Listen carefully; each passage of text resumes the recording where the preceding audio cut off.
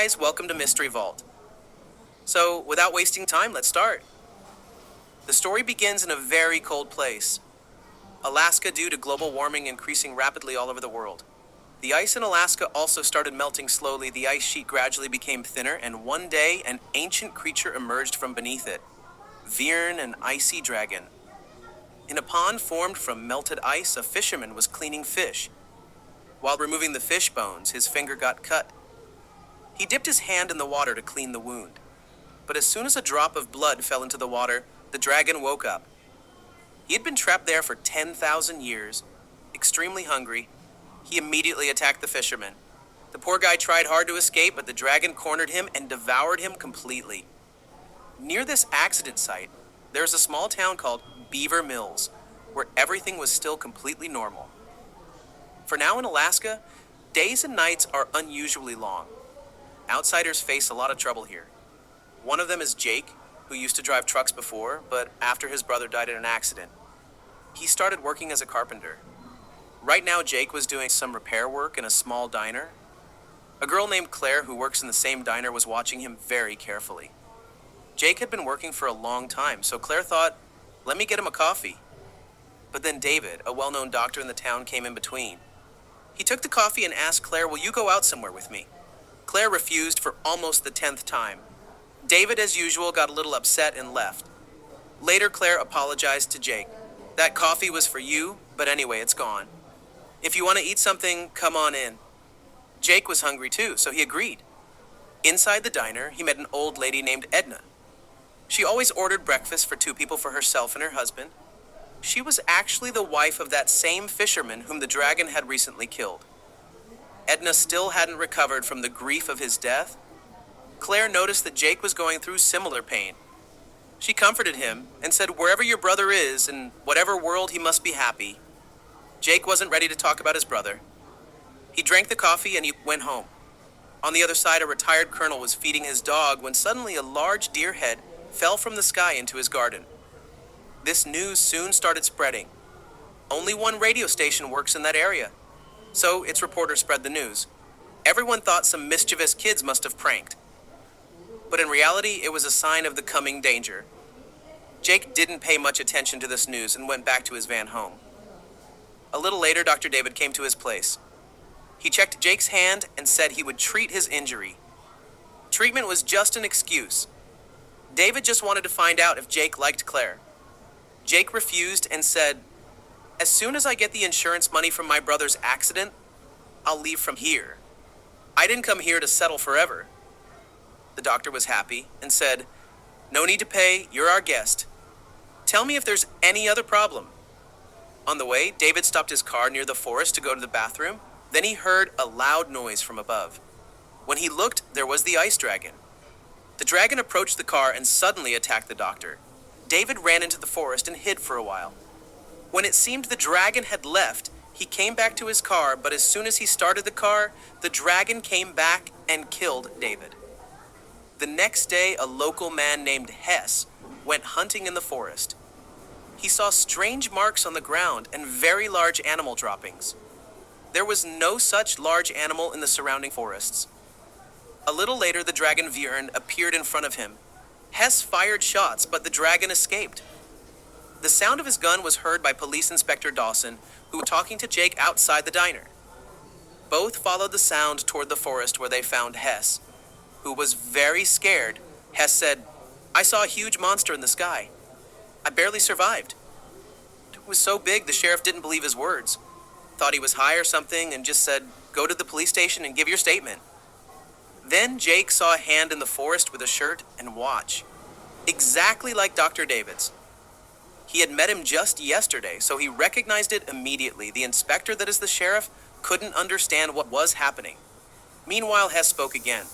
That monster is very dangerous. It will kill everyone.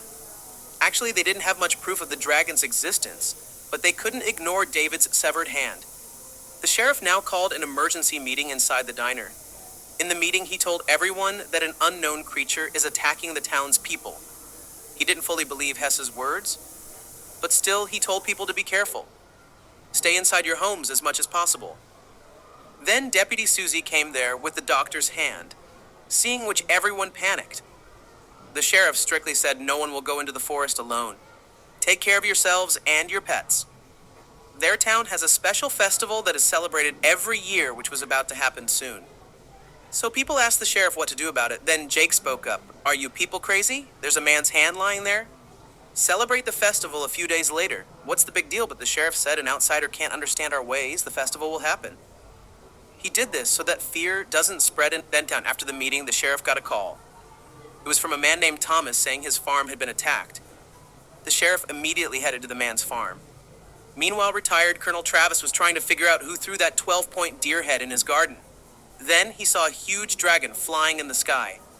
He immediately took his jeep to tell the police. But on the way, the dragon suddenly appeared in front of him. The colonel came out of his vehicle with a gun and started shooting at Wyvern. Not a single bullet hit Wyvern, but the colonel succeeded in driving the dragon away from there. After that, he went to town and told Deputy Susie everything he said. Aliens have attacked our world. But hearing this, Susie thought the old man had gone mad and told the colonel to go home. Still, Susie thought, let me at least tell the sheriff once. But by then, the sheriff had reached the man's farm. He couldn't pick up the call. As soon as he entered the horse stable, he called out to Thomas. After that, he suddenly slipped in a pool of blood. Lying there, the sheriff suddenly saw Thomas's body. He wasn't used to seeing so much bloodshed. The sheriff got so scared that he fainted. Then the colonel ran to Hatton, who works at the radio station. He told Hatton quickly, make an emergency announcement about the monster. But Hatton refused, because she couldn't make such an announcement without government permission. The colonel got very angry, but what could he do? After that, he reached his friend Farley, who was preparing food for the festival at that time. But he also didn't believe the colonel's words. But soon, everyone believed when Wyvern himself came into the town, right in front of the radio station, seeing the dragon. Hatton immediately tried to send a message for help via radio, but the dragon quickly broke the electric pole, due to which the entire radio system shut down. Meanwhile, at Thomas's farm, the sheriff regained consciousness and used his radio to tell Susie send everyone home. Following the sheriff's order, Susie announced via megaphone that everyone go to their homes. But her luck was bad. Suddenly, the huge dragon came over her and attacked Susie in one strike. He tore her apart with his massive claws. Now, everyone started running after seeing the dragon. Chaos broke out in the town. Claire and Jake went inside the diner. They also heard screams and saw the dragon coming toward them. He broke the diner door with his big and dangerous teeth and tried to enter. People hid behind tables. After a while, the dragon stopped attacking and flew up. Now he started catching and eating other people in the town. A little later, Hatton and Farley also came to the diner and told everyone that the dangerous creature is eating people one by one. Everyone found the creature very strange. Then Claire said, maybe it's a dragon. Like in old stories, Hatton called her crazy. But Hess said every country has such mysterious dragon tales. He told that in old stories there is one such dragon named Wyvern, born in hell. He is very hungry. According to the story, initially this dragon only ate bad people. But later his hunger grew so much that he started eating everyone. When he attacked the king of gods, Odin imprisoned him in an ice mountain. Now as ice is melting all over the world, perhaps Wyvern has been freed. Claire asked Hess, how do you know this story? He said, my family came here from Norway, and these stories are from that country. When I used to go fishing with my father in childhood, he would say that as the ice melts, a dragon-like roar comes. They fully believed that it was Wyvern who would one day come out and destroy the world. Then Jake asked, did your father tell you how this dragon can be killed? Hess said, I don't know how to kill it, but old Norwegian people used to sacrifice humans to calm it. Doing that today is impossible, so everyone rejected this idea. Then Jake decided that he would go find the sheriff and call for help. Claire said, I'll come along too. Both set out on the road and looked up to see the dragon flying and landing in a part of the forest.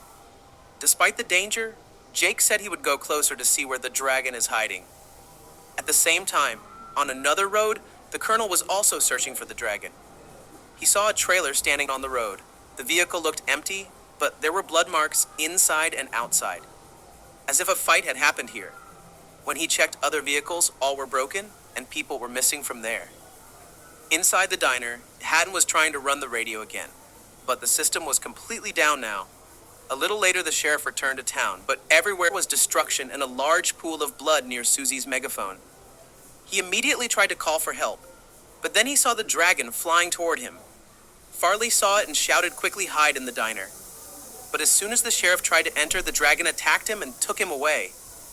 By then, Jake had reached the forest where he had seen the dragon land. He gave Claire a pistol and said, "Stay in the car, I'll check." When he went ahead, he saw a large nest of the dragon which he had made by destroying things around. Meanwhile, Claire was waiting for Jake in the car. Then she saw the dragon coming toward her. She tried to hide, but the dragon broke the car door and started eating her. Claire showed courage and fired shots at him with her pistol. Jake heard the gunshots and ran there. But when he arrived, the car was empty and the dragon was gone. The good thing was that he spotted Claire in the middle of the forest. She had barely escaped from the dragon. A few seconds later, the colonel arrived there. He had also come hearing the gunshots. He said vehicles are scattered on the road. He believed the dragon wants people not to leave so he never runs out of food. Now the only way to stop the dragon is to kill it. But the colonel knew he couldn't do it alone. All three immediately went back to town. Jake used the communicator to talk to Hatton and asked to call help from the sheriff. But then Hatton told that the dragon had killed the sheriff. Jake now started thinking of another plan. A little later, all three reached back to the diner and told everyone the location of the dragon's nest. But they didn't have many weapons either. They needed to talk to someone for help, but the phone wasn't working. Then Hatton remembered, "There's a radio in my studio. But we need a more powerful antenna." They calculated that there would be an antenna in a nearby store. Both quickly went there to get the antenna and connect it to the radio. On the way, they saw the sheriff's car and took weapons and bullets from inside and gave them to the colonel so he could distribute to the remaining people. Then both went to the store. Jake climbed the roof and removed the 4 screws of the antenna. While he was unscrewing them one by one, the dragon came again. Only 1 screw was left, so Hatton helped Jake by pulling out her pistol and firing at the dragon, giving Jake more time to remove the antenna. Both quickly returned to the diner. They had barely escaped the dragon. As soon as they entered the diner, Hatton attached the antenna and connected it to the radio. Jake set the radio frequency and talked to the security agency there. But the signal was weak to go that far, and the agent kept asking what was happening. Jake thought people wouldn't believe the dragon truth anyway. So he spoke as the sheriff and said a massive gas explosion has happened here, and we can't contact many people. We need help, badly. Send it quickly. Meanwhile, the signal went again, and the conversation wasn't complete. Now they were on their own, so Jake decided they would have to fight the dragon. They needed to collect weapons quickly. Everyone agreed to the plan and prepared their weapons. Farley and Hess went to get some fuel. Then the dragon came over a house. Farley got scared and the dragon struck him with his tail, causing him a very dangerous injury. Jake immediately went forward from the diner to save him. The rest kept attacking the dragon. Then we see Dr. David in the dragon's nest. He was actually alive. The dragon hadn't killed him. He quickly tied his tie around his hand area to stop the bleeding as much as possible. When he stood up, he saw the dragon's eggs. But before he could do anything, the dragon returned. He picked him up with his teeth and took him to town. Meanwhile, after the dragon left, Claire and Jake drank coffee and rested a bit. They were talking when Hess said, "Wyvern is back." Everyone looked outside. The dragon dropped David on the ground. As if he wanted the people to come out to take him, Jake knew the dragon was doing this to trap them. But still, he couldn't leave David to die like that. He went to save him. When the dragon attacked him, Jake fired his pistol. Hess and the colonel also fired many shots. But the dragon was advancing quickly. Farley, despite being injured, ran and distracted the dragon, and the plan worked. Jake safely brought David to the cafe, but the dragon now took Farley to his nest. Everyone was sad about losing another companion. A little later, a message came on the radio from authorities. A rescue helicopter had been sent. But as soon as the helicopter approached the town, the dragon returned and attacked the helicopter, killing the pilot and destroying it. Once again, the townspeople were alone. Claire called her friends, because David was very badly injured, taking his last breaths. David said an important thing. There are 3 eggs in that nest. His condition was getting worse. Jake told everyone, "We will go to the forest and finish the dragon and his eggs too. Otherwise, once his babies are born, stopping them will be difficult." Jake told Edna, "You stay here," and the rest left for the forest. After a long journey, they reached the forest and found a power generator that could produce a dangerous electric current. This might be enough to kill the dragon and eggs. Hatton somehow reconnected the generator. Everyone was ready, and Jake was about to pull the crank when the dragon landed again and struck them with his sharp tail. Jake, the Colonel, and Claire fired lots of shots at the dragon, and meanwhile Hatton was trying to activate the generator, but the trap failed and the dragon escaped. Everyone then saw Hess's body, and the Colonel went mad seeing his friend. He started firing wildly at the eggs. Jake stopped him and said, "The eggs can still act as bait to draw the dragon here." Then they moved forward on the path and saw more vehicles in between. There was also a large cargo truck stopped there. Jake got an idea that the truck could be used to trap the dragon. He decided he would do it alone, so the rest, especially Claire, stay safe. Because now feelings for Claire had awakened in his heart, Jake loaded the eggs into the truck and drove it at full speed forward. He was honking the horn on the way to attract the dragon. A few kilometers later, the dragon got trapped in the plan and attacked the truck. Jake suddenly braked the truck, due to which the dragon, coming at high speed, crashed into its rear part. Then Jake drove the truck again. The dragon got hurt, but not much. He came behind again and this time sat in front of the windshield. Jake didn't give up. Then a large mountain came on the way. Driving the truck at full speed, Jake jumped out at the last moment and the truck fell down the mountain. With the dragon and eggs, as soon as it fell, a massive explosion happened in the truck, in which both the dragon and eggs were destroyed. This way, that dangerous ice dragon named Wyvern was finished. In the middle of the town, all the remaining people, especially Claire, were waiting for Jake to return. A little later, when Jake came back, he told everyone that the danger was over, and he decided that he would stay in this town with Claire for some more time. If you liked the video, give it a like, subscribe to the channel. See you in the next video.